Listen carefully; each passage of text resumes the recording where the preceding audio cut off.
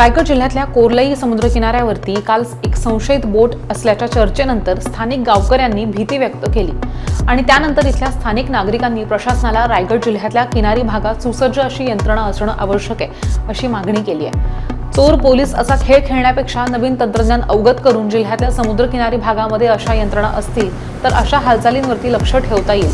शिवाय अशा हालचाली त्याच वेळेत पकडण्यास मदत होईल, प्रशासनाची धावपळ उडणार नाही।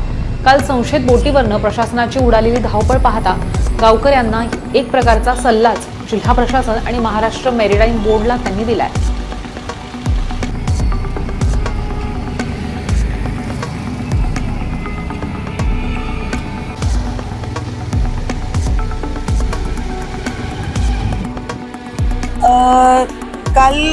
काल संध्याकाळपासून जेव्हापासून ही बातमी पसरली तेव्हापासून ग्रामस्थांमध्ये खूप भीतीचं वातावरण झालं होतं आणि मला असं वाटतं की कधीतरी काहीतरी बोट येते, काहीतरी होतं, त्याच्यानंतर आपण जी धावपळ करतो त्यापेक्षा आपण समुद्रकिनारी राहतो किंवा समुद्राच्या ठिकाणीच ही जेवढी गावं आहेत तर याच्यामध्ये तिथल्या स्थानिक पंचायतींच्या सहकार्याने, परंतु याच्यामध्ये जास्त वाटा मेरीटाईम बोर्ड आणि जे पोलीस सुरक्षा यंत्रणा आहे तर त्यांचा असावा असं मला वाटतं।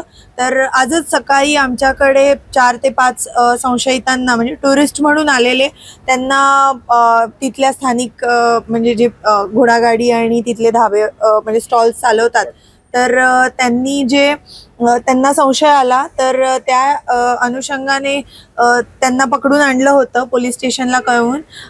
आपले पोलीस निरीक्षक साये साहेब, त्यानंतर रवींद्र दौडकर साहेब DYSP सर आहेत तर ते सुद्धा आले होते।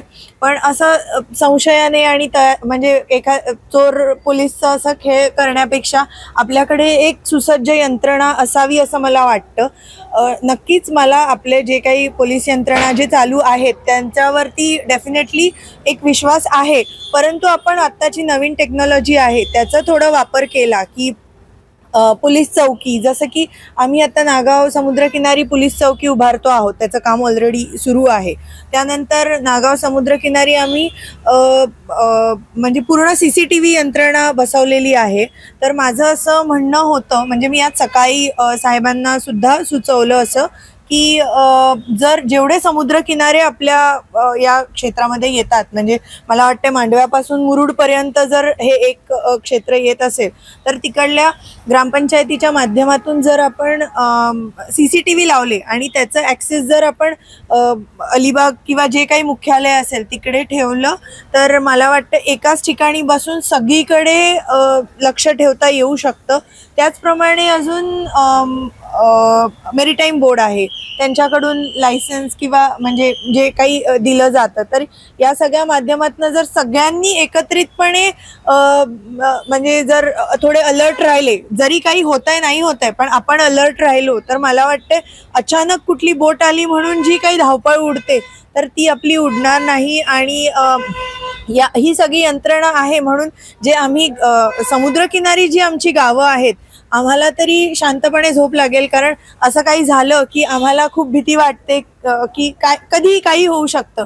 म्हणजे 26/11च्या हल्ल्यानंतर तर आपण कुठल्या गोष्टीचं ठाव ठिकाणा म्हणजे आपण कन्फर्म नाही बोलू शकत की काही होणार नाही किंवा कुणी येणार नाही, काही होऊ शकतं। तर त्या ह्याच्यातनं सरपंच म्हणून माझी मागणी अशीच राहील की CCTV किंवा जी आधुनिक पद्धती आहेत त्यांचा वापर जी पूर्वी म्हणजे आत्ताची जेवढी पर्यटन स्थळं आणि जेवढे समुद्रकिनारे आहेत तर तिकडे व्हायला हवा।